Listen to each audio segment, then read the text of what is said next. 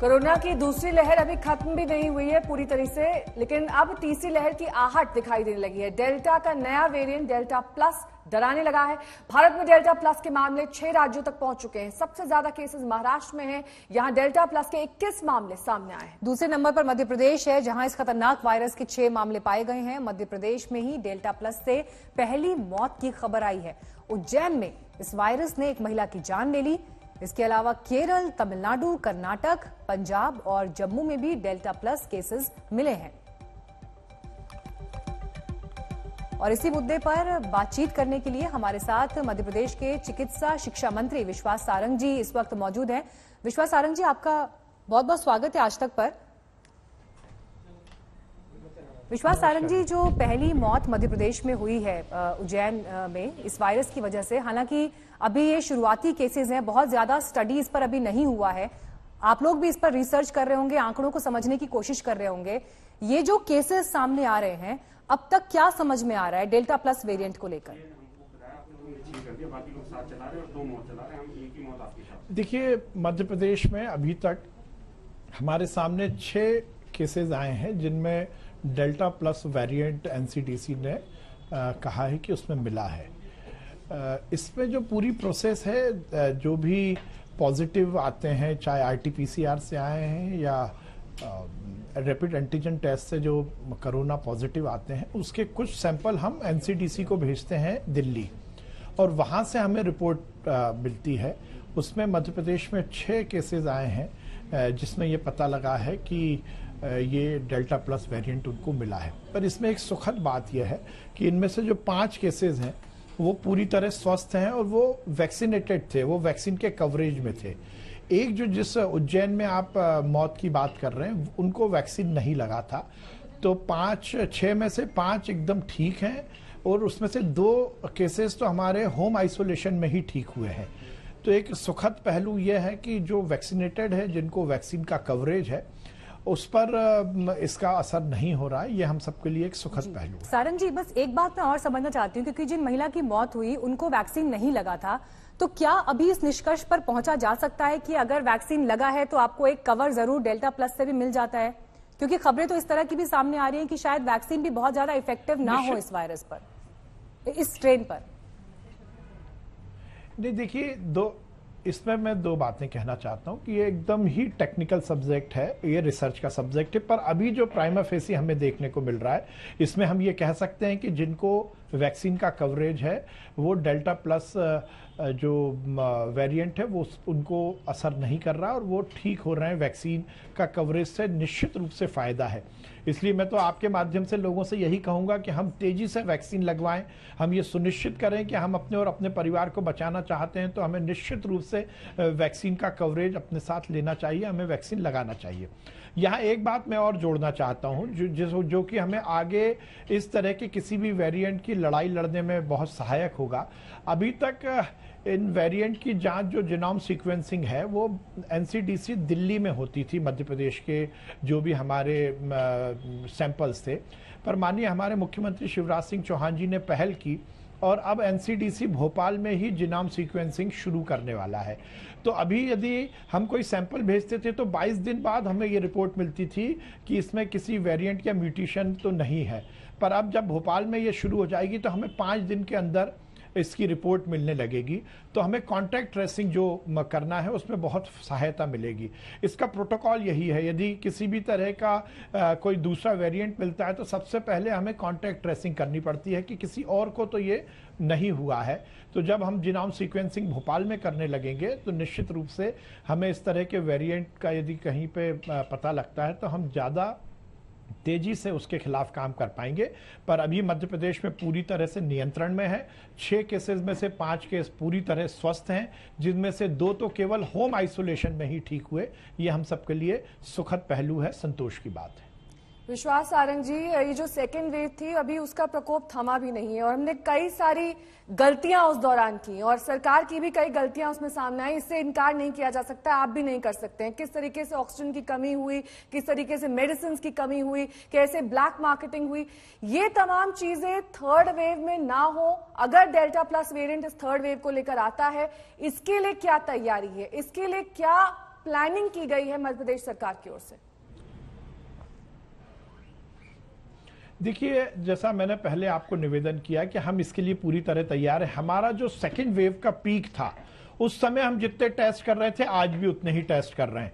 हमारे मुख्यमंत्री जी का स्पष्ट निर्देश है कि हम टेस्टिंग में कोई कमी नहीं करेंगे और उसकी जो हायर स्टडी, हायर यदि कहीं रिसर्च के लिए जो भी हमें प्रोटोकॉल है उसका भी हम पूरा पालन कर रहे हैं। हम पहले भी 70 से 75 हजार के टेस्ट रोज कर रहे थे, आज भी हम उतने ही टेस्ट कर रहे हैं। देखिए, कोरोना की लड़ाई में दो चीजें बहुत महत्वपूर्ण है। सबसे पहले तो हमें यह सुनिश्चित करना पड़ेगा कि हमें संक्रमण की चेन को ब्रेक करना है, इसलिए हमें कोरोना प्रोटोकॉल का पूरी तरह से ध्यान रखना है। हम सोशल डिस्टेंसिंग का पालन करें, हम मास्क लगाएं, जिससे हम इस संक्रमण को फैलने से रोकें।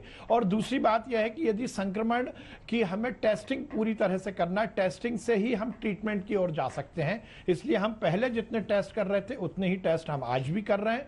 हम ये भी सुनिश्चित कर रहे हैं कि थर्ड वेव यदि भगवान ना करे यदि आती है तो हम उसके लिए पूरी तैयारी कर रहे हैं। हम संस्थागत इसकी पूरी प्लानिंग कर रहे हैं। हम केवल जिले वाइज प्लानिंग नहीं कर रहे हैं। हमारा जो हेल्थ का इंफ्रास्ट्रक्चर है उसकी हम इंस्टीट्यूशनल पूरी प्लानिंग कर रहे हैं कि कितने हमें बिस्तर बढ़ाने हैं, कितने आईसीयू चाहिए, कितने वेंटिलेटर चाहिए। हमारा जो पैरेलल मैन पावर है उसकी हम पूरी ट्रेनिंग कर रहे हैं।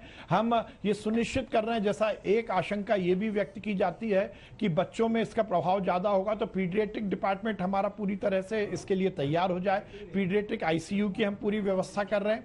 हम उसको लेकर कहीं भी कोई कोताही नहीं बरत रहे हैं, पर हम उसके साथ ही ये भी प्लानिंग कर रहे हैं कि तीसरी लहर ना आए। और इसीलिए आपने देखा होगा कि मध्य प्रदेश में वैक्सीनेशन को लेकर हमने तगड़ा काम किया है। हमने 21 जून को लगभग 16,95,592 लोगों को वैक्सीन लगाया। उसके बाद भी लगातार हम कभी उसके बाद का जो हमारा वैक्सीनेशन डे था उसमें हमने करीब 11 लाख वैक्सीन लगाई। कल हमने करीब 7 लाख वैक्सीन लगाई। तो वैक्सीनेशन, क्योंकि हम ये देख रहे हैं कि इस कोरोना की लड़ाई का सबसे धारदार और सबसे अंतिम यदि कोई हथियार है जी तो वो वैक्सीन है। इसीलिए माननीय प्रधानमंत्री जी ने जो वैक्सीन हमें उपलब्ध कराई है, हमारे मुख्यमंत्री जी के नेतृत्व में हम लगातार वैक्सीन को लेकर बड़ा अभियान चला रहे हैं और हमें ऐसी उम्मीद है कि हम लगातार इस वैक्सीन के माध्यम से लोगों की जान बचाने में सक्षम रहेंगे। धन्यवाद विश्वास सारंग जी, आज तक से जुड़ने के लिए।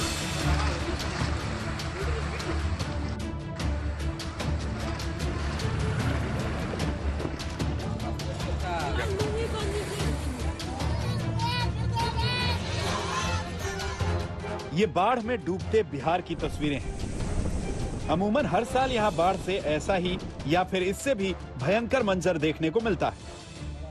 इस वक्त बिहार के कौन कौन से जिले बाढ़ की चपेट में आ चुके हैं, हम बाढ़ से जूझते लोगों की व्यथा कथा सुनाएंगे, लेकिन उससे पहले बिहार की एक सच्चाई से आपको रूबरू करवा देते हैं।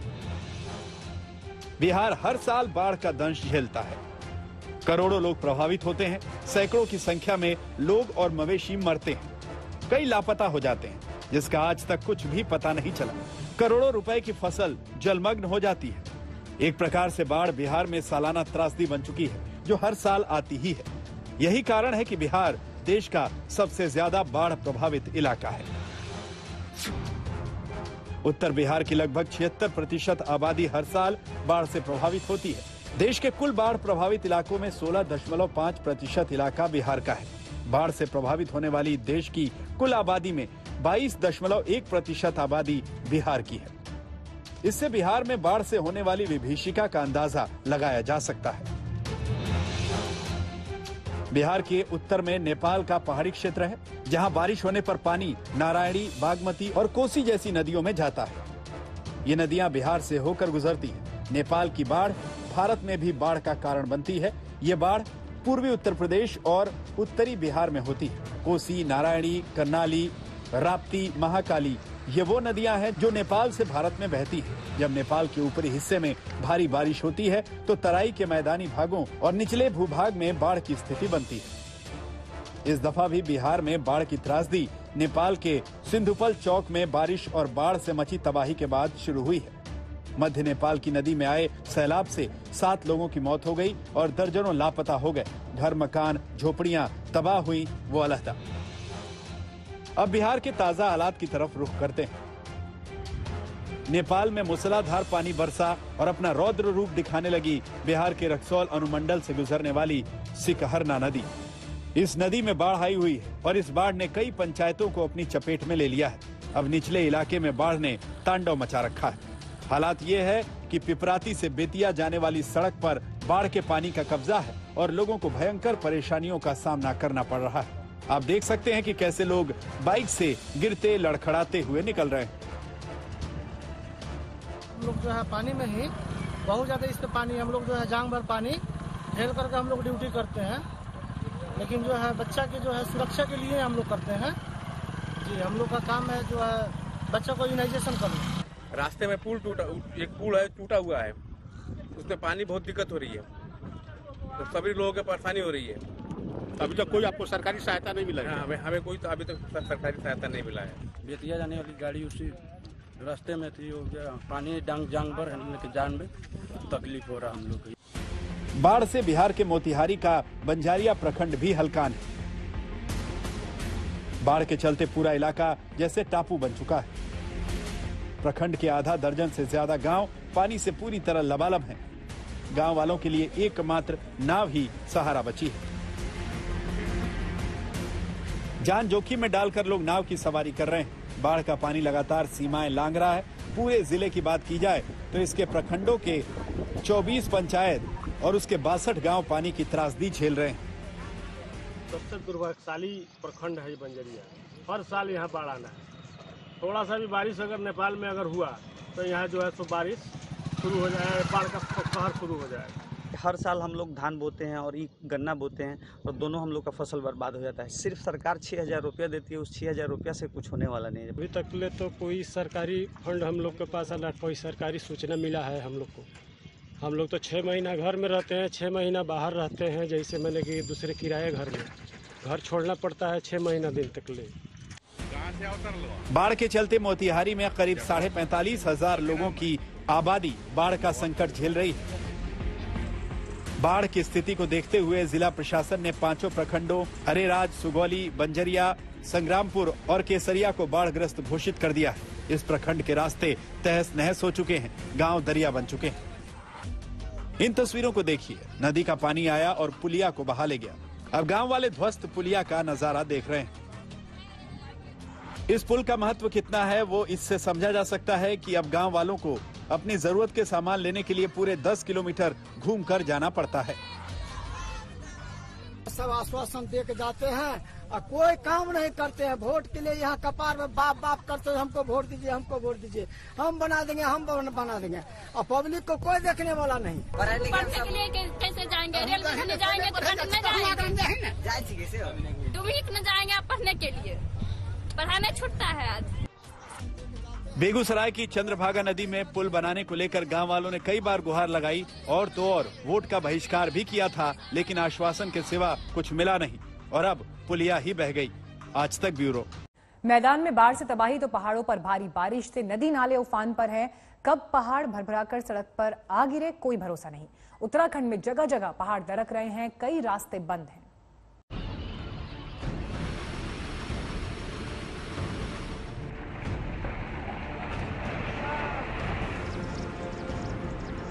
उत्तराखंड में इस वक्त नदियां उफान पर हैं, पहाड़ टूट रहे हैं। नदी और पहाड़ सड़कों को निगल रहे हैं। उत्तराखंड में बारिश के साथ कुदरत का कहर शुरू हो चुका है। वैसे ही उत्तराखंड कई तरह की आपदाओं के लिहाज से बेहद संवेदनशील माना जाता है। आंकड़े बताते हैं कि उत्तराखंड में हर साल बाढ़, बारिश और भूस्खलन से कम 64 करोड़ का नुकसान होता है। इन तस्वीरों को देखिए, यह है पहाड़ों पर होने वाली तबाही। आप देख सकते हैं कि नदी के पानी ने किस कदर कटान किया है। पूरा का पूरा रास्ता ही जैसे पानी अपने साथ बहा ले गया है। ये उत्तराखंड में पिथौरागढ़ के लुमती गांव का मंजर है जो भयावह तस्वीर दिखा रहा है। मोरी गांव के भी हालात कुछ ऐसे ही हैं। आज तक के रिपोर्टर यहां पहुंचे तो पिछले साल तबाही का मलबा जो यहां आया था वो अब भी पड़ा हुआ है और लोग तबाह हुए घर बारों को छोड़कर पलायन कर चुके हैं। दुर्गम रास्तों को पार करने के बाद लुमती से मैं अब मोरी गांव पहुंचा हूं।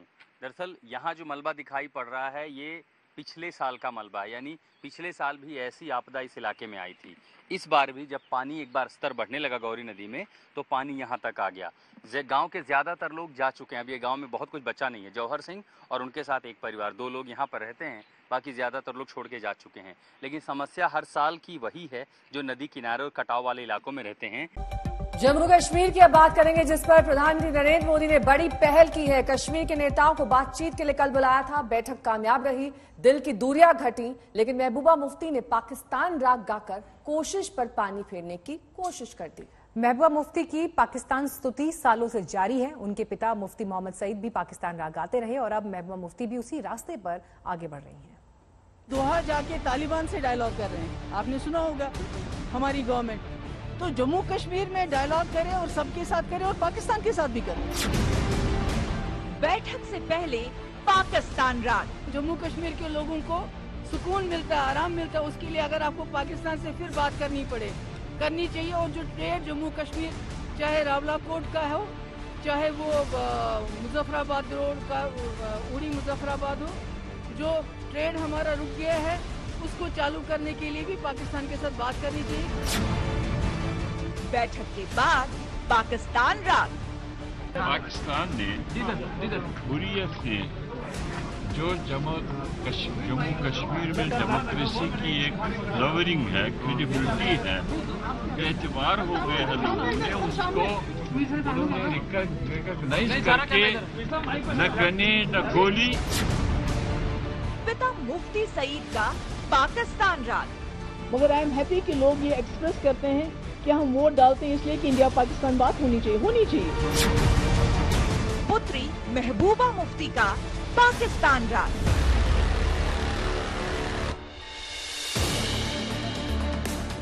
मुफ्ती से महबूबा तक पीडीपी का ये पाकिस्तान राग अनवरत जारी है। अलगाववाद की बात हो तो पाकिस्तान, आतंकवाद की बात हो तो पाकिस्तान, अमन का सवाल उठे तो पाकिस्तान, विकास की बात चले तो पाकिस्तान। घूम फिर कर पीडीपी की सुई पाकिस्तान पर आकर अटक जाती है। जम्मू कश्मीर के लोगों को सुकून मिलता है, आराम मिलता है, उसके लिए अगर आपको पाकिस्तान से फिर बात करनी चाहिए। और जो ट्रेड जम्मू कश्मीर, चाहे रावलाकोट का हो, चाहे वो मुजफ्फराबाद रोड का उड़ी मुजफ्फराबाद हो, जो ट्रेड हमारा रुक गया है उसको चालू करने के लिए भी पाकिस्तान के साथ बात करनी चाहिए। Compromise on that. और डायलॉग की बात, हमसे डायलॉग कर रहे हैं, हम कहते हैं कि ये दोहा जाके तालिबान से डायलॉग कर रहे हैं, आपने सुना होगा हमारी गवर्नमेंट।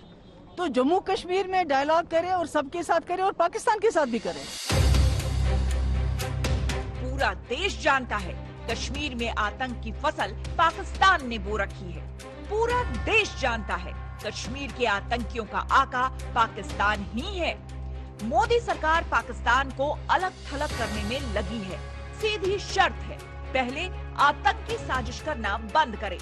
लेकिन महबूबा मुफ्ती की बेचैनी सिर्फ और सिर्फ यही है कि पाकिस्तान से बातचीत क्यों नहीं हो रही। मैं समझती हूँ कि जो हमारे मुल्क और पाकिस्तान के बीच में जो दुश्मनी है, जो आपस में कन्फ्रंटेशन है, जो बंटवारा हुआ है, उसका सबसे ज्यादा खमियाजा या सबसे ज्यादा कीमत जो है वो जम्मू कश्मीर के लोगों को, दोनों तरफ से, इधर भी और उधर भी हमारे लोग मारे जा रहे हैं। मगर आई एम हैप्पी कि लोग ये एक्सप्रेस करते हैं कि हम वोट डालते हैं इसलिए कि इंडिया पाकिस्तान बात होनी चाहिए। और इस वक्त संबित पात्रा कर रहे हैं प्रेस कॉन्फ्रेंस। आइए सीधे आपको इस प्रेस कॉन्फ्रेंस में लिए चलते हैं। आज हमने ऑक्सीजन को लेकर दिल्ली में जिस प्रकार की राजनीति की गई उस विषय में एक रिपोर्ट देखा है। आप सबने देखा होगा कि अप्रैल 25 से लेकर मई 10 तक ये जो समय था, ये जो कालखंड था, उस समय कहीं ना कहीं जो सेकेंड वेव था वो अपने चरम पर था, वो अपने उत्कर्ष पर था। स्वाभाविक रूप से उस समय दिल्ली में हाहाकार मची हुई थी। लोगों को ऑक्सीजन, लोगों को कोविड बेड, इन सब की आवश्यकता थी।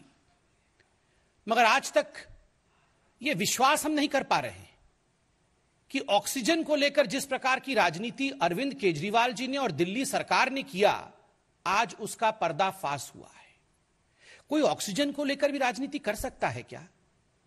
कोई जीवन के साथ खिलवाड़ कर सकता है क्या? कोई इस प्रकार की छोटी राजनीति कर सकता है क्या? ऐसा कभी लगता नहीं था, मगर आज यह सब सत्य हुआ है। जब यह report, interim report of oxygen audit in NCT of Delhi, आपको पता होगा सुप्रीम कोर्ट में केस चला था ऑक्सीजन को लेकर। दिल्ली सरकार ने सुप्रीम कोर्ट में कहा था कि जितनी ऑक्सीजन की रिक्वायरमेंट दिल्ली सरकार की है, केंद्र सरकार उतनी ऑक्सीजन उसे मुहैया नहीं करा रही। इन सब विषयों को सुनते हुए सुप्रीम कोर्ट ने एक oxygen audit panel, supreme court ने यह निर्धारित किया था, सुप्रीम कोर्ट ने इस पैनल को स्थापित किया था। मुझे कहते हुए आज दुख हो रहा है कि उस पैनल के रिपोर्ट में जिस प्रकार का विषय सामने आया है वो चौंकाने वाला है। और वो पैनल का रिपोर्ट कहता है कि जो ऑक्सीजन की रिक्वायरमेंट दिखाई गई थी दिल्ली सरकार द्वारा, अरविंद केजरीवाल जी द्वारा, वो 4 गुना बढ़ा करके दिखाई गई थी। 4 times inflated oxygen requirement by Delhi.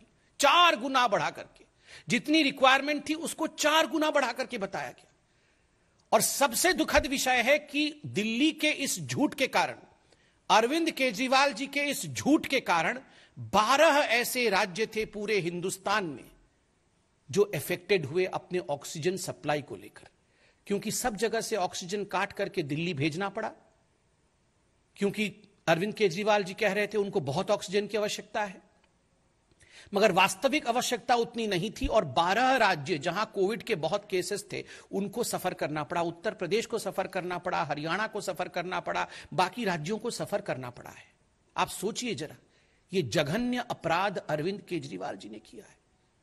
मैं कोई गाली गलौज की राजनीति में विश्वास नहीं रखता हूं, मैं आक्षेप की राजनीति में भी विश्वास नहीं रखता हूं, मगर यह सवाल तो हम पूछेंगे ना कि 12 राज्यों के ऑक्सीजन को काट करके आपने यहां केवल अपनी राजनीति के लिए, क्योंकि आप नाकाम हो रहे थे, आप फेल हो रहे थे, आपको कहीं ना कहीं यह ब्लेम शिफ्ट करना था, आपने फॉल्स अलार्म, झूठा अलार्म बजाया, पूरे देश में पैनिक फैलाया कि देखो दिल्ली को किस प्रकार से सौतेला व्यवहार दिल्ली के साथ किया जा रहा है, दिल्ली के साथ स्टेप मदरली ट्रीटमेंट किया जा रहा है। और आपने हरियाणा, उत्तर प्रदेश की सरकारों को गाली दी कि हमें हमारे ऑक्सीजन को रोक ले रहे हैं। आपको याद होगा अरविंद केजरीवाल जी रोज टीवी पे आकर गाली देते थे उस समय कि हमारे ऑक्सीजन को ये रोक रहे हैं, मगर आज मालूम पड़ रहा है कि इन्होंने झूठ बोल के ऑक्सीजन लिया और 12 राज्य उससे प्रभावित हुए। एक शब्द का प्रयोग किया है इस कमिटी ने, जिसके रिपोर्ट को मैंने दिखाया है, इस कमिटी ने, वो शब्द है ग्रॉस डिस्क्रिपेंसी। जो अरविंद केजरीवाल जी ने और दिल्ली सरकार ने ये रिपोर्ट दी थी कि हमें इतने ऑक्सीजन की आवश्यकता है, वो 4 गुना अधिक था और ये ग्रॉस डिस्क्रिपेंसी था, ये भारी भूल था, क्योंकि सारे वैज्ञानिक दृष्टिकोण से कैलकुलेशन करने के बाद जो कैलकुलेशन सामने आया है वो चौंका देने वाला है। एक दिन का उदाहरण दिया है, ये पेज नंबर 14 में आप देख सकते हैं कितने साइंटिफिक तरीके से एक टेबुलेशन दिया गया है। उस टेबल में कहा गया है कि अरविंद केजरीवाल जी ने डिमांड किया था 1140 मेट्रिक टन का, उनका कैलकुलेशन का तरीका था, उन्होंने अपने तरीके से कैलकुलेट किया और कहा कि हमें 1140 मेट्रिक टन ऑक्सीजन चाहिए। मगर जब बाद में सभी दिल्ली के अस्पतालों से डाटा इकट्ठा किया गया कि दिल्ली के अस्पतालों ने वास्तविक रूप में अपने चरम पर कितना ऑक्सीजन इस्तेमाल किया उस दिन का, तो मालूम पड़ा वो मात्र 209 मेट्रिक टन था। कहां अरविंद केजरीवाल जी कह रहे थे हमें आवश्यकता है 1140 और कहां वो 209 निकला। आप बताइए, 4 गुना बढ़ा करके ये ऑक्सीजन सड़क पे खड़ी रही, ये ऑक्सीजन स्टोरेज प्लेस में ही रह गया। आप सोचिए अगर यही ऑक्सीजन उत्तर प्रदेश में, हरियाणा में, राजस्थान में, दूसरे राज्यों में इस्तेमाल होता तो कितने लोग बच सकते थे। आप सोचिए, ये अरविंद केजरीवाल जी द्वारा जघन्य अपराध है, ये क्रिमिनल नेग्लिजेंस है, क्रिमिनल नेग्लिजेंस। बंधुगण, इस रिपोर्ट में एक पेसो की रिपोर्ट भी आई है। पेसो की रिपोर्ट को लेकर हमने पहले भी प्रेस कॉन्फ्रेंस किया था। ये petroleum and oxygen safety organisation है और मैं कोट करता हूं इस रिपोर्ट ने क्या कहा। National Capital Territory NCT of Delhi had surplus oxygen supply which is affecting the LMO supply of other states जब अरविंद केजरीवाल जी रोज सुबह 12 बजे आके प्रेस कॉन्फ्रेंस करते थे और एक फॉल्स अलार्म और पैनिक करते थे, तो उस समय ऑक्सीजन सप्लाई दिल्ली में सरप्लस थी, कोई कमी नहीं थी, मगर वो मैनेज नहीं हो पा रहा था। कौन सा ऑक्सीजन का सिलेंडर कहां जाना चाहिए, कौन सा क्रायोजेनिक टैंकर कहां जाना चाहिए, ये मैनेजमेंट अरविंद केजरीवाल जी की सरकार करने में नाकाम थी। और तो और आपने देखा होगा वो सुबह से शाम एडवर्टाइजमेंट में व्यस्त थे। जब पानी सर के ऊपर जाने लगा और अरविंद केजरीवाल जी को मालूम पड़ा कि उनसे गलती हो रही है, तब जाके उन्होंने कहा नहीं, अब हमने क्रायोजेनिक टैंकर के लिए एडवर्टाइजमेंट किया है, हम मलेशिया से मंगाएंगे। बाकी तमाम राज्यों ने एडवर्टाइज करके मंगा लिया था पहले ही। अरविंद केजरीवाल जी बाद में जाके और कहते अब हम मंगा रहे हैं। पूरे दिन एडवर्टाइजमेंट में व्यस्त थे। बंधुगण, आपको मैंने पहले भी प्रेस कॉन्फ्रेंस में बताया था कि सुप्रीम कोर्ट में एक आंकड़ा रखा गया था कि किस प्रकार दिल्ली और मुंबई के बीच में उतने ही केसेस एक दिन का, मई 3 तारीख को मुंबई के अंदर कोरोना पॉजिटिव केस 92,000 थे और दिल्ली में 95,000 थे, दोनों के लगभग बराबर है। मगर मुंबई को जो ऑक्सीजन रिक्वायरमेंट थी वो थी 275 मेट्रिक टन और दिल्ली ने जो ऑक्सीजन रिक्वायरमेंट अरविंद केजरीवाल जी के माध्यम से कहा वो 900 मेट्रिक टन का था। मुंबई 200 में मैनेज कर सकती है उतने ही मरीजों का, और दिल्ली में 900 मेट्रिक टन। क्यों? केवल इसलिए ताकि आक्षेप लगाया जा सके, मोदी जी को गाली दी जा सके, सेंटर के ऊपर ब्लेम शिफ्ट किया जा सके। इस रिपोर्ट में एक और बहुत महत्वपूर्ण बात है। इस रिपोर्ट में कहा गया है कि कोर्ट के अंदर अरविंद केजरीवाल जी की सरकार ने कहा कि हमने जो कैलकुलेशन किया है ना, ये कैलकुलेशन आईसीएमआर के गाइडलाइन के मुताबिक किया है। मगर आपको जान के आश्चर्य होगा, जब इस टीम ने, ये जो टीम है सुप्रीम कोर्ट की ऑडिट टीम है, जब इस सुप्रीम कोर्ट की टीम ने अरविंद केजरीवाल जी से कहा केजरीवाल जी जरा वो आईसीएमआर की गाइडलाइन की कॉपी हमें सुपुर्द करिए जिससे आपने कैलकुलेशन किया था, तो हाथ खड़े कर दिए जी अरविंद केजरीवाल ने कि हमारे पास ऐसा कोई गाइडलाइन नहीं है। सुप्रीम कोर्ट में आपने झूठ बोला कि हम गाइडलाइंस के हिसाब से ही बना रहे हैं और बाद में आप कहते हैं हमारे पास ऐसा कोई गाइडलाइन नहीं है। आपको वो भी याद होगा ना, आदरणीय अरविंद केजरीवाल जी और राघव चड्ढा जी एक दिन के अंतर में 2 प्रेस कॉन्फ्रेंस में अलग अलग डिमांड। 7 मई को, पहले तो अरविंद केजरीवाल जी 6 मई को प्रेस कॉन्फ्रेंस करते हैं और वो कहते हैं कि हमें 700 मेट्रिक टन चाहिए। राघव चड्ढा जी उसके कुछ घंटों बाद प्रेस कॉन्फ्रेंस करके कहते हैं कि हमें 976 मेट्रिक टन चाहिए। आप सोचिए जरा, एक ही पार्टी और उन्हीं के मैनेजर्स एक ही दिन में 2 अलग अलग रिक्वायरमेंट बता रहे हैं। ये इस प्रकार की राजनीति इनकी चल रही थी। और बंधुगण, ये राजनीति ऑक्सीजन को लेकर जिस प्रकार से हुआ है, कहीं ना कहीं ये सब कुछ एक षड्यंत्र, एक कॉन्स्पिरेसी और जानबूझ के किया गया है कि किस प्रकार से दिल्ली सरकार जो गलत कर रही थी उसके ऊपर से ब्लेम हटे और ब्लेम शिफ्ट किसी और के ऊपर हो जाए। अरविंद केजरीवाल जी, बहुत दुख के साथ कहना पड़ रहा है, आप लगातार झूठे वादे करते रहे हैं, उन वादों को आप निभाते नहीं हैं, आप केवल विज्ञापन देते हैं और बाद में उसी का ठीकरा किसी और के सर पे फोड़ने का भरसक प्रयास करते हैं। आपने कहा हम तो 30,000 हॉस्पिटल बेड खोल देंगे जी, हम तो घर घर ऑक्सीजन भेज देंगे, सबके घर में ऑक्सीमीटर होगा, किसी को चिंता नहीं करने की आवश्यकता है। मगर हुआ क्या? ना किसी को ऑक्सीजन मिला, ऑक्सीजन होते हुए भी नहीं मिला, बेड आप अरेंज कर नहीं पाए, ऑक्सीमीटर तो छोड़िए, आप तो कोविड टेस्टिंग तक घर में नहीं करा पा रहे थे। तो इस प्रकार का मिसमैनेजमेंट अरविंद केजरीवाल जी की सरकार ने किया था, केवल विज्ञापन और कोई काम नहीं। वैक्सीन में भी ठीक यही कर रहे हैं, हमारे पास नहीं है जी, हमारे पास नहीं है, सब है, पूरा इनके पास वैक्सीन सब मौजूद है। जहां दूसरे राज्य 16 लाख 11 लाख कर रहे हैं, वहीं 50,000 70,000 करके आक्षेप दूसरों के ऊपर लगा रहे हैं, राशन को लेकर राजनीति कर रहे हैं। आज आप समझ रहे हैं कि जो व्यक्ति ऑक्सीजन को लेकर इतना बड़ा झूठ बोल सकता है, वो व्यक्ति राशन को लेकर कितना बड़ा झूठ नहीं बोलता होगा। ऑक्सीजन के बिना तो हम जी ही नहीं सकते। जीवन के साथ खिलवाड़ किया जिस व्यक्ति ने, वो राशन को भी लेकर झूठ बोल रहा है कि मैं तो घर घर देना, कुछ नहीं देना चाहते जी घर घर, ये सिर्फ अपना नाम घर घर पहुंचाना चाहते हैं और कुछ नहीं, खाली विज्ञापन घर घर पहुंचाना चाहते हैं जी, और कुछ नहीं है इनका। 1 नेशन 1 राशन कार्ड क्यों नहीं आपने लागू किया? बन गया क्या सबका 1 nation 1 ration card?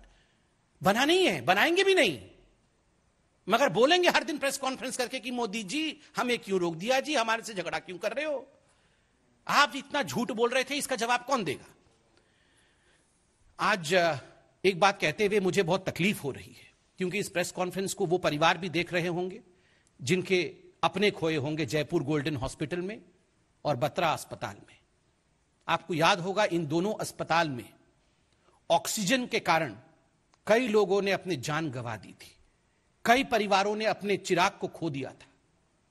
Arvind Kejriwal ji, आप जिम्मेदार हैं उसके लिए। जिन लोगों ने अपने अपनों को जयपुर गोल्डन और बत्रा अस्पताल में खोया था ना, आज ये रिपोर्ट चिल्ला चिल्ला कर कह रही है अरविंद जी कि आप उसके लिए जिम्मेदार हैं, यू आर रिस्पॉन्सिबल। और आज मैं गुहार करता हूं, मैं धन्यवाद करता हूं सुप्रीम कोर्ट का, सर्वोच्च न्यायालय का, कि हमेशा सर्वोच्च न्यायालय में न्याय मिलता है। और जिस रिपोर्ट को आज सर्वोच्च न्यायालय के पटल पर सबमिट किया है, उसी सर्वोच्च न्यायालय के एक पैनल ने वो हकीकत को बयां करता है। और हम पूरी तरह से आशा करते हैं कि सर्वोच्च न्यायालय में अरविंद केजरीवाल अकाउंटेबल ठहराए जाएंगे। जो क्रिमिनल नेग्लिजेंस अरविंद केजरीवाल ने किया है उसके लिए वह अकाउंटेबल ठहराए जाएंगे और उनको पनिशमेंट, उनको दंडित किया जाएगा। क्योंकि यह छोटा विषय नहीं है, यह जान के साथ खिलवाड़ है। 100% एडवर्टाइजमेंट एंड 0% कोविड मैनेजमेंट, ये फॉर्मूला पे अरविंद केजरीवाल काम करते हैं। 100% एडवर्टाइजमेंट। अखबार खोलो जी, हर अखबार में एक पूरा पन्ने का एडवर्टाइजमेंट रहेगा। अरविंद केजरीवाल जी खड़े हैं, मैं घर घर पहुंचा रहा हूं जी, मैं सबके घर में वैक्सीन पहुंचा दूंगा, सबके घर में ऑक्सीजन पहुंचा दूंगा, सब बेड खोल दिया है हमने। सुबह से टीवी ऑन करो, रात तक टीवी पे अरविंद केजरीवाल 1000 करोड़ खर्च किया है, मगर यही सब किया है। 100% एडवर्टाइजमेंट, 0% मैनेजमेंट। और सबसे बड़ी बात, 4 टाइम्स झूठ, 4 गुना झूठ बोला है ऑक्सीजन को लेकर, 4x झूठ, 4 गुना झूठ। हमने छोटे मोटे मतलब झूठ लोग बोलते होंगे। कश्मीर में जमहूरियत बहाल करने की कोशिश जारी है, लेकिन उससे पहले 2 बड़े मुद्दे कश्मीर की सियासत को बढ़ा सकते हैं। पहला, कश्मीर के पूर्ण राज्य का दर्जा, जिसके लिए केंद्र और कश्मीर के नेताओं में सहमति बनी है।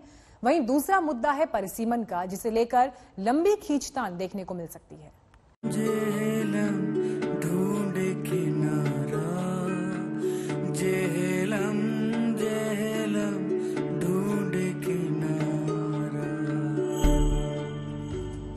तीन 370 हटने के बाद कश्मीरियत में जमहूरियत को पूरी तरह से बहाल करने की तैयारी चल रही है। कश्मीर की आवाम इंतजार कर रही है लोकतंत्र के सबसे बड़े त्योहार चुनाव में शिरकत करने का, अपना नेता चुनने के अधिकार का, आतंकवाद पर जोरदार तमाचा मारने का, बुलेट का जवाब बैलेट से देने का। बैठक में सभी पार्टियों ने चुनाव कराने पर जोर दिया, लेकिन इस विधानसभा चुनाव में परिसीमन की जो बात केंद्र सरकार ने रखी है, उसमें आगे आने वाले वक्त में खींचतान देखने को मिल सकती है। हमने तो कहा कि डिलिमिटेशन की कोई जरूरत नहीं थी, जबकि बाकी मुल्क में 2026 में डिलिमिटेशन होगा, तो जम्मू कश्मीर को क्यों अलहदा किया गया। और के अजीब बात यह है कि जब जम्मू कश्मीर के लिए डिलिमिटेशन का ऐलान हुआ तो उसके साथ साथ आसाम के लिए भी हुआ था, लेकिन आसाम के डिलिमिटेशन का सिलसिला रोक दिया गया और उनके फिर चुनाव किए। लेकिन जम्मू कश्मीर का जो डिलिमिटेशन का अभी भी चालू रखा है, तो हमने अपने तरफ से तो वजीर आजम साहब से कहा है कि इसकी जरूरत नहीं है कि पैंथर्स पार्टी का बहुत शीघ्र इमीडिएट ये मुद्दा है कि जम्मू कश्मीर में असेंबली के चुनाव हो, डेमोक्रेटिक सरकार बने, लोक राज बने और फिर लोक राज में डिलिमिटेशन हो। ये सिर्फ पैंथर्स पार्टी का मुद्दा था। सिर्फ पैंथर्स पार्टी ने ये आवाज उठाई थी कि लद्दाख यूनियन टेरिटरी है, लद्दाख को क्यों, मैंने कहा प्रधानमंत्री जी लद्दाख को क्यों नहीं बुलाया गया, हम भी यूनियन टेरिटरी हैं जम्मू कश्मीर, हमको जम्मू कश्मीर को बुलाया गया, लद्दाख को बुलाया गया होता तो उनकी बात भी होती। कश्मीर अब विशेष राज्य नहीं रहा, लद्दाख अब उसका हिस्सा नहीं रहा। अब जम्मू कश्मीर केंद्र शासित राज्य है, जिसको पूर्ण राज्य का दर्जा देने की बैठक में सहमति बनी, जिस पर केंद्र सरकार पहले से काम कर रही है। पीएम की मीटिंग से एक दिन पहले परिसीमन आयोग ने जम्मू कश्मीर के सभी उपायुक्तों के साथ परिसीमन पर बैठक की, जिसमें खाका तैयार किया गया।